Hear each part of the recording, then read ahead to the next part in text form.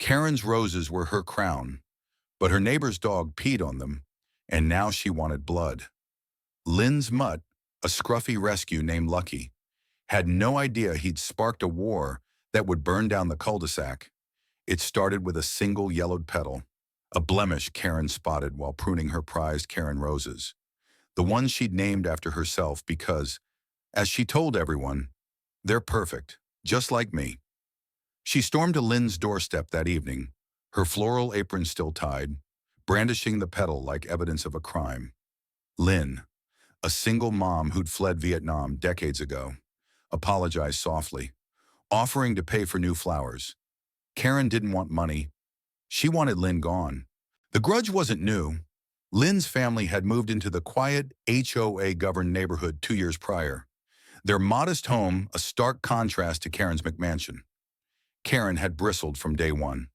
Lynn's accent, her son Min's loud skateboard, the way their front yard didn't match her vision of suburban perfection. The dog was just the final straw. Karen started small, filing complaints with the HOA about unsightly decorations, Lynn's lantern for Tet or noise violations, Min practicing guitar. When that didn't work, she escalated. She'd stand on her porch, filming Lynn's every move, muttering about illegals under her breath. Lynn, ever patient, ignored it, teaching Min to do the same. But Karen was a fuse, and Lucky's accident lit her ablaze. By week 2, Karen had turned the neighborhood into her stage. She posted on the community Facebook group a 500-word rant accusing Lynn of destroying property and disrespecting American values. She shared blurry photos of Lucky near her roses, captioned, "This is what happens when you let them in." Comments poured in. Some neighbors egged her on. Others begged her to stop. Lynn stayed silent, but Min, 17 and fiercely protective, wasn't as restrained. He commented, "Lady, it's a dog. Get over it." Karen screenshotted it, calling it a threat. Then she made the call that changed everything. "FBI, I need to report an illegal immigrant," Karen said, her voice trembling with self-righteous fury. She claimed Lynn was undocumented, that her shady behavior and disrespect for property proved it. She demanded deportation, spinning a tale of forged papers and criminal intent, all over a $20 rosebush. The agent on the line sounded skeptical but said they'd look into it. Karen hung up, triumphant, already imagining Lynn's house empty, her roses safe. She didn't expect the fallout. The FBI showed up 3 days later, not to arrest Lynn but to question Karen. Lynn had been a U.S. citizen for 15 years, her paperwork impeccable. The agents, tired of frivolous calls, wanted to know why Karen had wasted federal resources. Karen doubled down, waving her phone, shouting about evidence. Lynn stood on her porch, arms crossed, watching as neighbors gathered. Min, skateboard in hand, recorded the whole thing, live streaming to the same Facebook group. The comments exploded. "Karen's lost it. Leave Lynn alone. This is disgusting." Karen's roses, once her pride, were now a symbol of her unraveling. Someone had trampled them the night before, leaving a trail of petals to her doorstep. She blamed Lynn, of course, but the neighborhood knew better. The climax hit on a sweltering Saturday afternoon. Karen, now a pariah but too stubborn to back down, marched to Lynn's house with a megaphone she'd bought online. "This is America," she bellowed, her voice cracking. "We don't tolerate lawbreakers." She pointed at Lynn's home, accusing her of everything from tax evasion to terrorism. Lynn stepped outside, calm but unyielding, with Min at her side. "Karen, you've gone too far," Lynn said, her voice steady. "This isn't about roses. It's about hate."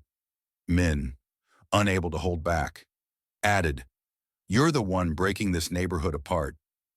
The crowd neighbors who'd once nodded politely at Karen murmured agreement. Someone shouted, "Go home, Karen." Her megaphone fell silent. Then the roses caught fire. Not literally, but close. Min's live stream had gone viral, picked up by local news. The hashtag #KarenVsLynn trended, with memes of Karen's roses captioned "Petal Privilege." Activists showed up, planting new flowers in Lynn's yard as a protest. The HOA, desperate to save face, issued Karen a fine for disrupting community harmony. The FBI agents returned, this time with a warning about false reports.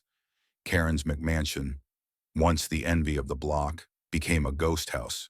Curtains drawn, lights off, her roses left to wilt. She'd wanted Lynn gone, but she was the one exiled. Lynn and Min didn't gloat. They didn't need to. The neighborhood rallied around them, bringing meals, helping replant their yard. Lynn spoke at a community meeting, her voice soft but firm. "I came here for a better life," she said. "I won't let hate take that away." Min, now a local hero, started a fundraiser with his live stream earnings, donating to immigrant support groups. The wooden sign in their yard, once blank, now read, "Karen's grudge tears us apart." It wasn't just a jab, it was a warning. Karen watched from her window, alone. Her roses were gone, her reputation shredded. She'd called the FBI to win a petty grudge, but the only thing deported was her dignity.